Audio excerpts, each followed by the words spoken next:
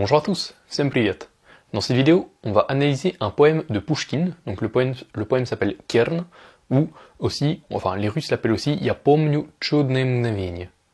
Donc juste avant de l'analyser, ça fait pas mal de temps que je ne fais plus de vidéos, donc il y a une petite absence, et les raisons de cette absence, donc ne vous inquiétez pas, il n'y a rien de grave, tout se passe bien pour moi, mais pour ne pas alourdir la vidéo, je vous ai mis dans les commentaires de la vidéo des petites explications, quand même c'est la moindre des choses, c'est la moindre des politesses que j'ai envers vous. Mais bon, comme je vous l'ai dit, je ne veux pas alourdir la vidéo, donc on commence tout de suite par la lecture en russe du poème. Я помню чудное мгновение. Передо мной явилась ты, как мимолетное видение, как гений чистой красоты. В томлениях грусти безнадежной, в тревогах шумной суеты звучал мне долго голос нежный, и снились милые черты. Шли годы, бурь, порыв мятежный рассеял прежние мечты. Я забыл твой голос нежный, твои небесные черты. В глуши, во мраке заточения тянулись стихи дни мои. Без божества, без вдохновения, без слез, без жизни, без любви. Душе настало пробуждение, и вот опять явилась ты, как мимолетное видение, как гений чистой красоты. И сердце бьется в упоении, и для него воскресли вновь и божество, и вдохновение, и жизнь, и слезы, и любовь. Александр Сергеевич Пушкин, 1825 год. Donc, maintenant, juste avant de le lire en français, si vous avez eu des difficultés à suivre ce que je disais avec l'alphabet cyrillique, enfin avec le poème à ma droite, ce que je vous conseille de faire, c'est d'apprendre l'alphabet russe ou de le réviser. Et pour ça, donc j'ai un programme, un cours gratuit qui est dans la description. Donc je vous laisse aller voir, c'est le premier lien. Je vous y enseigne en une semaine l'alphabet russe et la prononciation. Donc si vous avez eu des difficultés par rapport à ça, apprenez-le d'abord avant de chercher à étudier la grammaire comme on va le faire là. Enfin la grammaire, vocabulaire, etc. Aussi, si vous souhaitez faire des copier-coller, enfin ou garder le texte pour vous par exemple, vous pourrez faire un copier-coller dans la description. Je vous ai mis le texte en russe, la traduction en français qu'on a utilisée dans la vidéo là, et une troisième traduction française qui est, je trouve, plus poétique. Donc c'est une traduction d'André Markovitch, c'est un tchèque qui fait les traductions français-russe, enfin russe-français. Et sa traduction est très belle, mais le problème c'est qu'elle ne respecte pas de manière fidèle le texte russe d'origine. Donc malheureusement on va pas se servir de sa traduction à lui, mais d'une traduction que j'ai trouvée sur internet, mais je n'ai pas trouvé l'auteur. Donc si vous le connaissez, je serais ravi de le connaître, enfin de le savoir, et je le créditerai dans la description. Donc sans plus attendre, on commence l'analyse. Я помню чудное мгновение. Je me souviens d'un instant merveilleux. Donc, mgновение, c'est un instant. Mais vous voyez que la terminaison, c'est signe mou et un yé. Ça, c'est l'ancienne orthographe. Hein, ça a été écrit en 1825. Je l'ai dit après l'avoir récité. 1825, à l'époque, on écrivait comme ça, c'est-à-dire que tous les mots qui se terminent aujourd'hui en i, yé, se terminaient à l'époque en signe mou, yé. Donc, aujourd'hui, on dit mgновение. Enfin, on n'écrit pas comme ça. Чудное, merveilleux, donc c'est un adjectif. Hein. Передо мной явилась ты. Tu es apparu à mes yeux.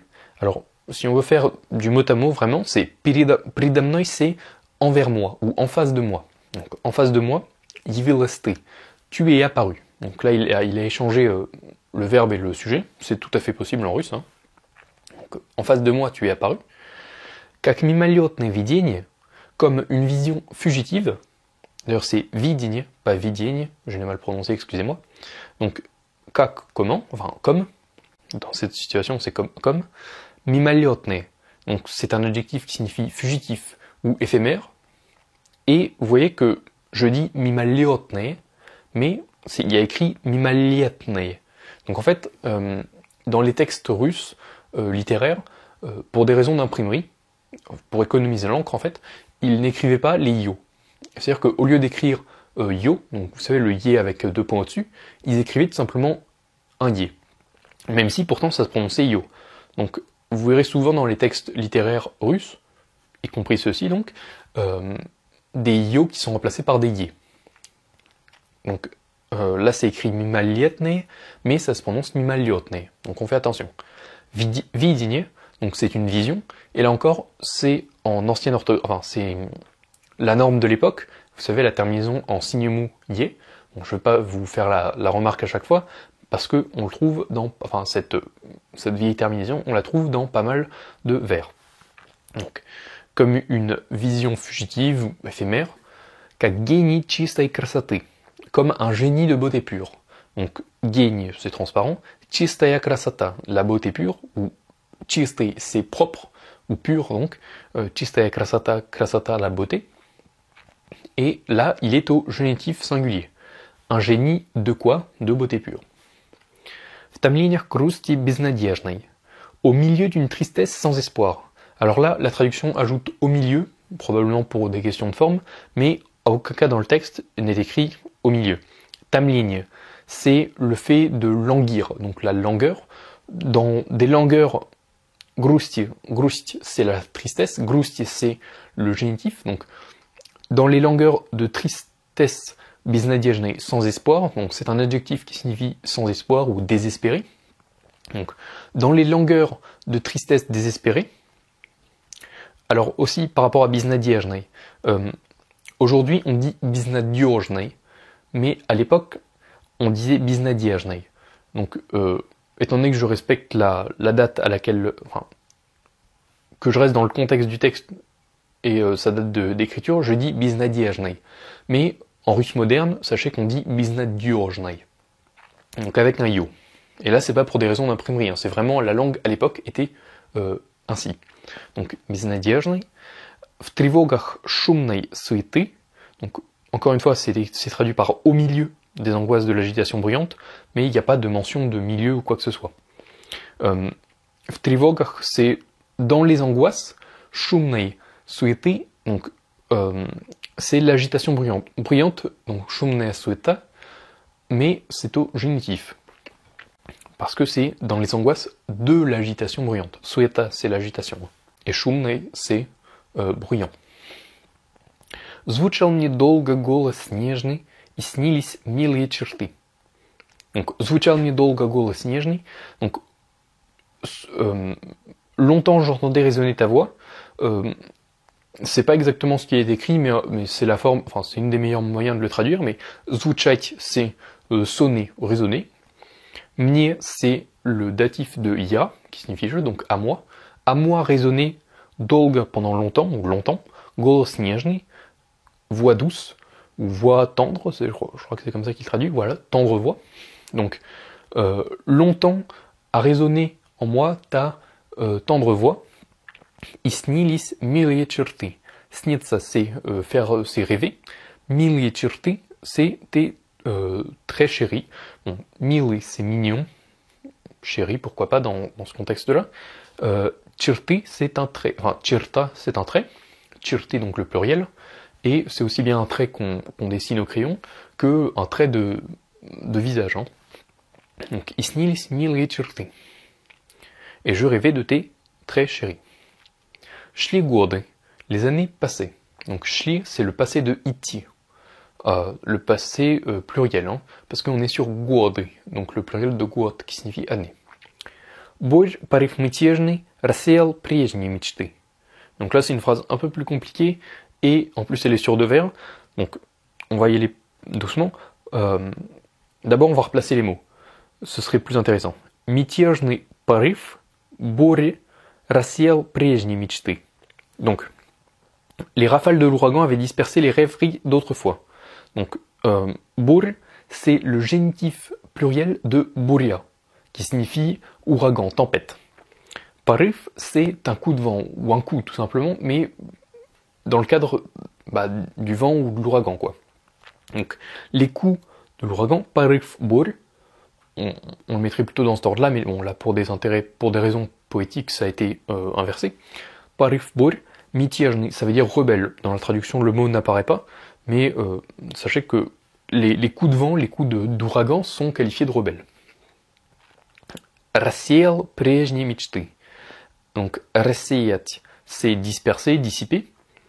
Donc, avait dispersé les rêveries d'autrefois. Прежние мечты, ça a été traduit par rêverie d'autrefois, mais pour faire plus simple, мечта, c'est un rêve, et прежний, c'est приежни, pardon, c'est l'adjectif qui permet de dire d'autrefois ou d'avant. Hein, on a la même racine, enfin oui, on a la même racine que dans прежде, qui signifie avant. Donc рассеял прежние мечты avait dissipé, avait dispersé les rêveries ou les rêves d'autrefois, les rêves d'avant. Я забыл твой голос нежный, et j'ai oublié ta tendre voix, ta voix tendre. Bon, là c'est assez simple. Твои небесные черты, tes traits célestes. Bon, j'ai oublié ta voix tendre et tes traits célestes. Черты, hein, on l'a déjà vu, c'est les traits. Et небесные, c'est céleste. On a la même racine que dans небо, le ciel, небо. Donc ensuite, в глуши, во мраке заточения, donc dans un coin perdu dans les ténèbres de l'exil. Donc в глуши, глушь, donc c'est un coin perdu, c'est un coin éloigné des grandes villes, de la civilisation. Donc là c'est au locatif. В глуши, во мраке заточения, donc dans un coin perdu, во мраке, dans les ténèbres, мрак c'est les ténèbres, заточения, encore une fois le vieil orthographe pour les terminaisons en ié. Bon là on est sur du génitif. Dans les ténèbres de quoi? De l'exil. Hein. Заточение c'est l'exil. Заточения du coup c'est l'exil au génitif singulier. Тянулись тихо дни мои. Mes journées se traînaient en silence. Alors тянуться, ça veut dire tirer ou pas s'accrocher, mais oui, on peut dire tirer. Mais quand on parle du temps, donc là on parle de dni, donc les jours, ça peut vouloir dire durer ou traîner.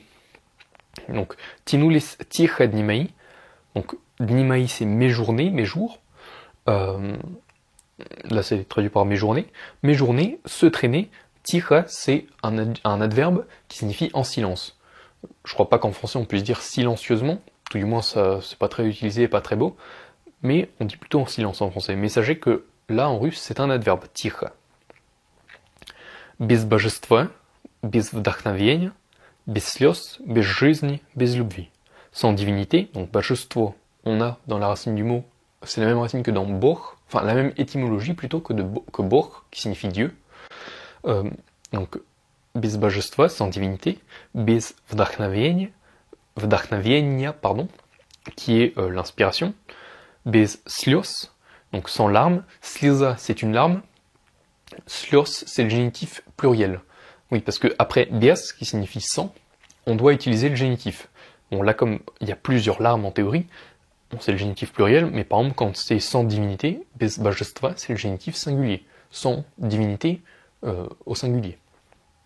Donc без слез, et là vous voyez encore une fois que je dis слез, mais il y a écrit слез. Encore une fois, c'est pour des raisons d'impression, d'économie d'encre, que les vieux éditeurs, enfin les textes russes littéraires, étaient écrits sans les ios. Mais on disait bien, enfin pourtant on disait bien слез. Donc без жизни, sans vie, без любви, sans amour. Любовь, c'est l'amour, любви, c'est le génitif de l'amour. Et en fait, si le mot change un peu, vous voyez que en théorie on devrait se dire que ça fait без любови, sauf qu'en fait il y a ce qu'on appelle le phénomène de la voyelle mobile, qui fait que la terminaison va un peu plus, en fait le O va sauter. Ça va pas être без любови, mais без любви. Donc, vers suivant, душе настало пробуждение. Le réveil est venu pour l'âme. Donc пробуждение, avec l'ancienne orthographe, aujourd'hui ça aurait été ié, donc c'est le réveil. Attention, c'est pas le réveil qui sonne le matin, hein. C'est le réveil, le fait de se réveiller. Donc le réveil est venu, настало, pour l'âme, душе. Donc душа c'est l'âme, et душе c'est le datif singulier de душа, qui signifie âme. Donc littéralement ça ferait le réveil est arrivé à l'âme. И вот опять явилась ты. Et voilà que de nouveau tu es apparu. И вот опять, et voilà que de nouveau. Donc и вот, et voilà, опять, de nouveau ou encore. Явилась ты, tu es apparu. Vous vous souvenez, on l'avait vu dans le tout premier, hein, я помню, что передо мной явилась ты. Donc явилась, apparaître, enfin tu es apparu. Как мимолетное видение, comme une vision fugitive, как гений чистой красоты, on l'a déjà vu ça. Et ensuite, и сердце бьется в упоении, et mon cœur enivré bat.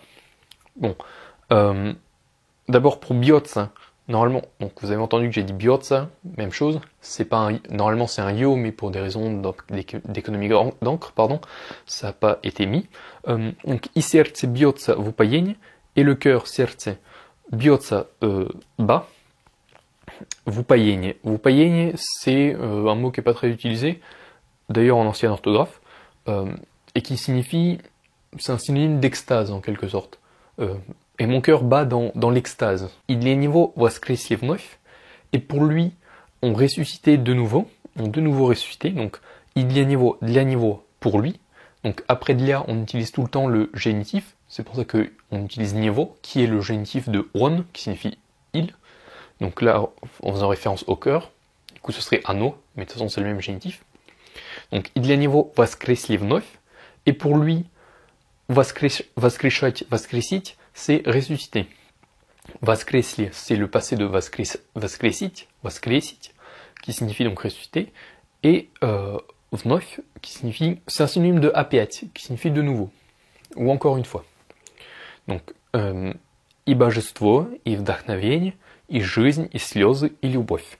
Et la divinité, donc là, on ressuscitait de nouveau la divinité, l'inspiration, вдохновение, жизнь, la vie, и слезы, et les larmes, и любовь, et l'amour.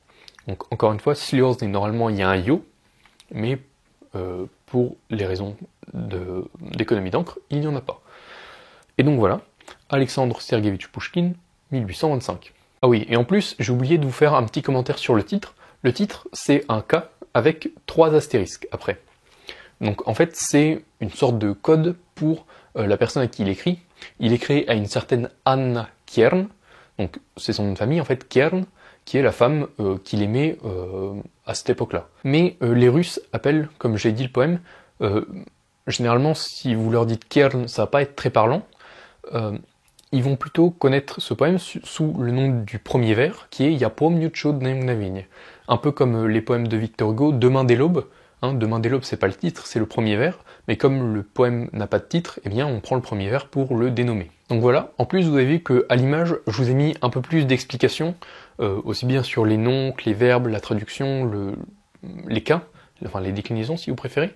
Je vous ai mis beaucoup plus de détails à l'écran pour pas que la vidéo soit trop longue non plus. Je sais que là, bon, j'ai pas regardé le temps, mais elle doit être quand même assez longue. Donc n'hésitez pas à la re-regarder. Ne serait-ce que juste la partie où je le dis en russe pour voir si vous comprenez un peu mieux qu'est-ce qui se cache derrière le texte en termes de vocabulaire et de grammaire. Et sinon, si vous voulez encore progresser en russe, ce que je vous invite à faire, c'est d'aller dans la description, il y a plusieurs liens, dont un lien vers mon site, là où je produis maintenant des contenus écrits, donc des cours au format écrit. Donc je fais pas que des vidéos, et c'est d'ailleurs une des raisons pour lesquelles j'en fais moins en ce moment, c'est parce que je fais aussi un peu d'écrit. Il y a des cours gratuits, il y a des cours payants, je vous laisserai aller voir tout ça. Si la vidéo vous a plu, vous pouvez mettre un petit pouce en l'air comme ça, un j'aime, ce qui permettra de mettre la vidéo en avant à la plateforme, c'est-à-dire que la plateforme va se dire que cette vidéo plaît, et donc elle va être mise en avant. Donc moi ça me rendrait pas mal service. Et aussi vous pouvez vous abonner à la chaîne en cliquant sur le bouton rouge juste en dessous de la vidéo, donc vous descendez un peu, c'est très facile à trouver, et ça vous permettra d'être averti lorsque une nouvelle vidéo va sortir.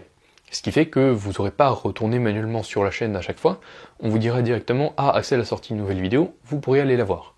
Sur ce, je vous remercie pour votre visionnage, спасибо за просмотр, et je vous dis à tous, пока.